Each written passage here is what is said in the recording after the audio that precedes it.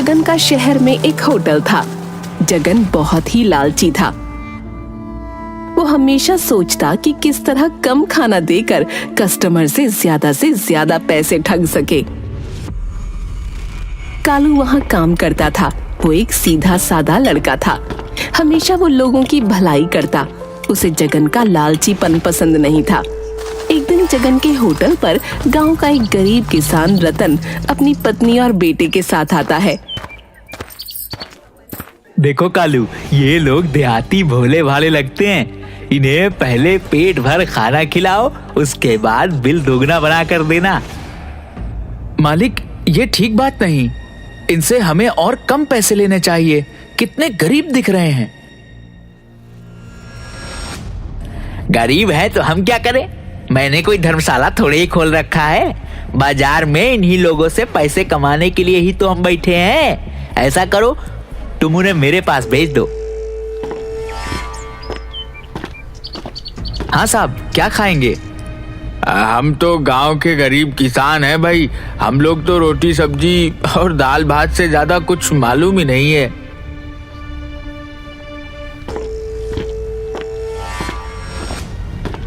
अबे कस्टमर को बैठाएगा भी यहाँ बाहर से ही भगा देगा। चल अंदर जाकर टेबल साफ कर। अरे अरे भैया, क्यों डांट रहे हो बच्चे को? मैं ही खाने के बारे में पूछा था इससे। अरे सर, पूछना क्या, अंदर आइए। आप हमारी लक्ष्मी हैं। ग्राहक भगवान होते हैं। आइए बैठिए। आपका ही होटल है, आपसे ज्यादा थोड़े ही ले लूंगा। अरे वैसी बात नहीं, पूछना जरूरी है ना। जो भी पैसे लाए थे डॉक्टर के फीस और दवाई में चली गई। श्रीमती को भूख लगी थी तो सोचा थोड़ा खाना खिला दूं। अरे आइए बैठिए। कालू, इन लोगों के लिए स्पेशल थाली लगाओ। कालू 300 रुपये वाला 3 स्पेशल थाली लेकर आता है। लीजिए साहब, ये रही आपकी स्पेशल थाली। पर मेरे पास सिर्फ 30 रुपए ही हैं। मालिक, इनके पास पैसे नहीं है। अबे पैसे नहीं है तो क्या खाना छीन लेगा? खाने दो इनको। आज भी लोगों में इंसानियत जिंदा है। कितना भला मानुस है ना होटल का मालिक। हाँ, कितना अच्छा व्यवहार है। भगवान ऐसे लोगों को हमेशा अन्न भंडार भरे रखना। पिताजी, खाना तो बहुत अच्छा है। साथ में बड़ा वाला रसगुल्ला मिल जाता तो मजा आ जाता। चुपचाप खाना खा। पैसे है नहीं, वो तो भला हो इस दुकान के मालिक का जो हमें इतना अच्छा खाना खिलाया। अरे भाई साहब, बच्चा है, उसे खाने का मन है रसगुल्ला तो खाने दीजिए। ए कालू, 2 रसगुल्ले इन सभी लोग को दो। अरे भाई साहब, इतनी खातिरदारी ठीक नहीं। वैसे शानदार खाना खिलाने के लिए धन्यवाद। कालू, ये लो, साहब को खाना का बिल दे दो। कालू जाकर रतन को बिल देता है। बिल 1050 रुपए का होता है।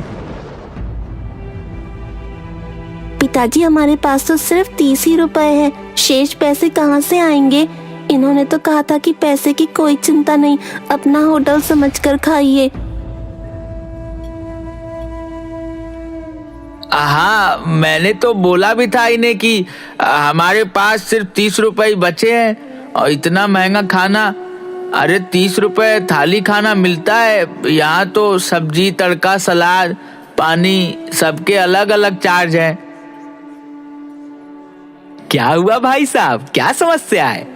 देखिए भाई साहब, मैंने तो पहले ही बोल दिया था आपको कि हमारे पास सिर्फ 30 रुपए ही हैं। पूछिए कालू से। हाँ मालिक, मैंने आपको पहले ही बता दिया था। सुन लीजिए, आपने ही बोला था कि पैसे नहीं है तो क्या खाना छीन लेगा। अरे वो तो शिष्टाचार में बोल दिया था। इसका मतलब ये थोड़ा ही है कि मुफ्त में सभी को खाना खिलाता रहूं, हैं? तो उसी समय बोल देते कि मैं सेवा नहीं दे पाऊंगा। पर इतना महंगा खाना, मेरे यहाँ 30 रुपए में चावल, दाल, भुजिया, सब्जी, पापड़, अचार, ऊपर मूली, खीरा और प्याज का सलाद भी। भाई मेरे यहाँ तो यही रेट है, भले तुम्हारे गांव में फ्री में ही खिला देते हो। अब करना क्या है ये बताइए। हमारे पास तो पैसे हैं नहीं। ठीक है, तो आप कुछ सामान यहाँ रख दो।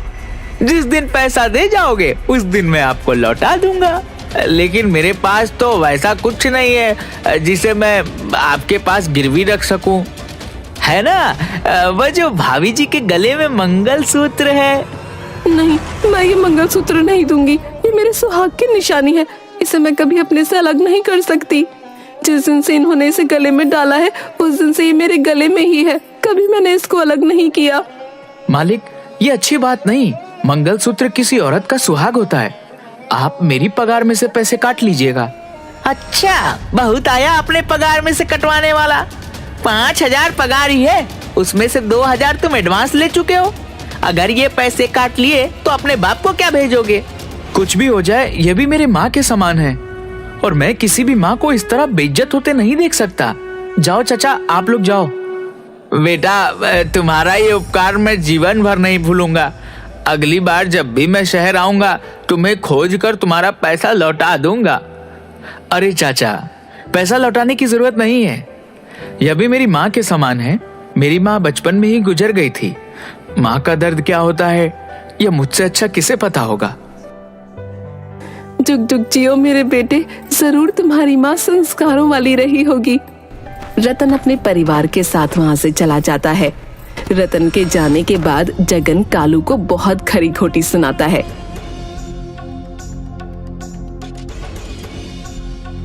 कालू खून का घूंट पीकर रह जाता है। एक दिन सुबह सुबह एक तपस्वी देवराज जगन की दुकान पर आते हैं। अलख निरंजन, बच्चा कुछ खाने को मिलेगा? बहुत दूर से आया हूँ। प्रणाम महाराज, आइए, आपको शुद्ध शाकाहारी खाना खिलाऊंगा। जीते रहो बालक, लेकिन साधु के पास देने के लिए आशीर्वाद के सिवा कुछ नहीं है। आप जैसे सिद्ध पुरुष के आशीर्वाद के सामने पैसों का क्या मोल। आइए विराजिए महाराज, मैं अभी खाना लेकर आया। तभी जगन वहां आता है। साधु को बैठा देख कालू से पूछता है, क्यों रे कालू, ये नई थाली और गिलास में खाना क्यों ले जा रहा है? पुरानी प्लेटें सभी टूट गई हैं क्या? मालिक, यह कोई सिद्ध पुरुष जान पड़ते हैं। बहुत दूर हिमालय से आए हैं। इनके पास पैसे भी नहीं है। नई थाली में इसलिए खाना दिया हूँ क्योंकि हमारे यहाँ अधिकतर बर्तन मांसाहारी हैं। अपने खाने के लिए औकात तो है नहीं, लेकिन व्यवहार तो ऐसा करते हो जैसे किसी राजा खानदान से हो। चलो जाओ और चुपचाप साधु को बोलो यहाँ भीख नहीं मिलता है, और कहीं और जाकर भीख मांगे। नहीं, मैं ऐसा नहीं कर सकता। किसी को खाना पर से नहीं उठा सकता। ये तो तपस्वी हैं। आप मेरा पगार दीजिए और उसमें से इनका पैसा काट लीजिए। मैं आप जैसे मालिक के यहाँ काम भी नहीं करना चाहता।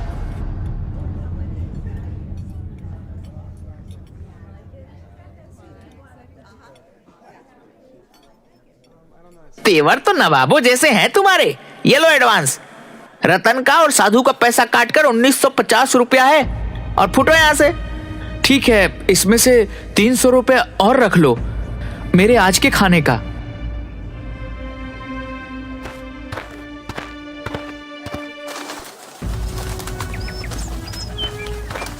कालू वहां से निकलकर एक बरगद के पेड़ के पास बैठा सोच रहा होता है कि अब आगे क्या करना है। तभी वहां पर तपस्वी देवराज आते हैं। क्या हुआ बालक, यहाँ पर ऐसे क्यों उदास होकर बैठे हो? कुछ नहीं महाराज, इस दुनिया में लोग पैसों के पीछे इतना क्यों भागते हैं जो मानवता को भी भूल जाते हैं। यही दुनिया है मेरे बच्चे। संसार के इस मोह माया से ऊपर उठना सबके बस की बात नहीं। वैसे तुमने मुझे बहुत बढ़िया खाना खिलाया, लेकिन खाने के बदले तुम मुझसे कुछ लेना भूल गए। मैं कहाँ कुछ बोला? तुम्हें याद है, खाना खाने से पहले मैंने तुझे बोला था कि मेरे पास देने के लिए पैसे नहीं है, लेकिन आशीर्वाद जरूर है। बताओ बालक, तुम्हारी क्या इच्छा है? महाराज, मेरी इच्छा है कि लोगों को मैं मुफ्त में खाना खिला सकूं, लेकिन मैं यह नहीं चाहूंगा कि लोग मुफ्त में खाना खाकर मुफ्तखोर बन जाएं। इसलिए मैं चाहता हूं कि कम से कम पैसों में मैं लोगों को खाना खिला सकूं। तुम तो होटल में काम कर चुके हो, अपने अनुभव के आधार पर यह बताओ कि एक आदमी का भरपेट अच्छा खाना खिलाने में कितने रुपए का खर्च आएगा? जी 50 रुपए में अच्छा से अच्छा खाना हो जाएगा। ठीक है, मैं तुम्हें आशीर्वाद देता हूँ कि तुम जो भी गरीबों के भोजन बनाओगे वह 10 गुना हो जाएगा। तुम्हारे 1 किलो चावल से 10 किलो भात बनेगा। इस तरह 50 आदमी का खाना 500 लोग खा सकेंगे। वाह, यानी 50 रुपए वाली थाली मात्र 5 रुपए में पड़ेंगे।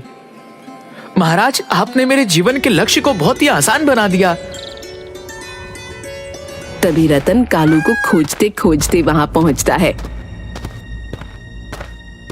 अरे कालू, तुम यहाँ बैठे हो? मैं तुम्हें होटल में खोज रहा था। पता चला कि तुम काम छोड़ चुके हो। ये लो तुम्हारे अमानत। 1050 रुपए।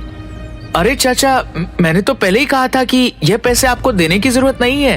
अरे यह तो तुम्हारी अमानत मेरे पास थी। वक्त पर तुमने मेरी इज्जत बचाई, यही काफी थी। उसके लिए फिर से एक बार धन्यवाद। ठीक है चाचा, आपने पैसे बहुत समय पर दिए हैं। अब मैं अपने पास के 3000 जो 15,000 रुपए के बराबर है, उससे सस्ता होटल खोल सकूंगा। यह तो बहुत अच्छी बात सोची है तुमने। मेरा बेटा बंकू ऐसे ही बैठा रहता है, उसे भी अपने साथ इस होटल में रख लो। जी जरूर चाचा, मुझे अभी कई ईमानदार साथियों की जरूरत पड़ेगी। ठीक है बेटा, अब मैं चलता हूँ। तुम अपनी इसी ईमानदारी और जज्बे को हमेशा बनाए रखना। जी महाराज, प्रणाम।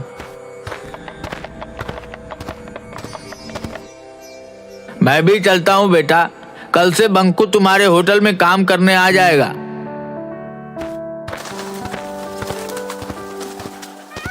कालू उन पैसों से जगन के होटल के बगल में 5 रुपए की थाली का होटल खोल देता है।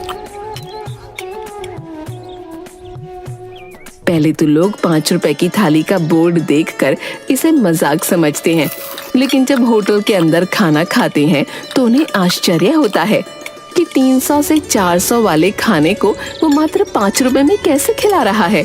लोग उसे बहुत धन्यवाद देते हैं। जगन का होटल बंद हो जाता है क्योंकि वही खाना 5 रुपए में कालू के होटल में उपलब्ध था। जगन कंगाल हो जाता है। एक दिन भीड़ में जगन खाना खाने आता है। भाई, आधा प्लेट खाना देना। आधा प्लेट क्यों सेठ, पूरा प्लेट खाओ। काहे का सेठ, आज के तारीख में मैं कंगाल हो चुका हूँ और मेरे पास 3 ही रुपए हैं। कोई बात नहीं सेठ, मैं आपको पहचानता हूँ। आपका पैसा मैं दे दूंगा। आप महीनों यहाँ आकर खा सकते हो। धन्यवाद मेरे बच्चे, पर मैंने तुम्हें पहचाना नहीं। सेठ, मैं वही हूँ जो कुछ दिन पहले आपके यहाँ खाना खाने आया था और आपने मेरी माँ को पैसे के बदले मंगलसूत्र गिरवी रखने को कहा था। मुझे माफ कर दो बेटे, मैं अंधा था। मेरी आंखें तो आज खुली हैं। भूखे लोगों के लिए 5 रुपए पे थाली उपलब्ध करवाकर सचमुच तुम लोगों ने बेसहारों को एक सहारा दिया है। उनकी दुआएं सदा तुम्हारे साथ रहेंगी। अरे मालिक, आप यहाँ? मत कहे मुझे मालिक, ये भी एक गाली जैसा लगता है। 5 रुपए की थाली वाली इस होटल में जो सुकून है वह बड़े बड़े होटलों में नहीं मिलेगी। तो ठीक है, कल से आप भी आइए और मैनेजर की कुर्सी संभालिए। कालू, तुम्हारा यह एहसान मैं जिंदगी भर नहीं भूलूंगा। मेरे बच्चे घर में भूखे हैं। तुमने मुझे काम देकर मुझे ही नहीं, मेरे परिवार को भीख मांगने से बचा लिया।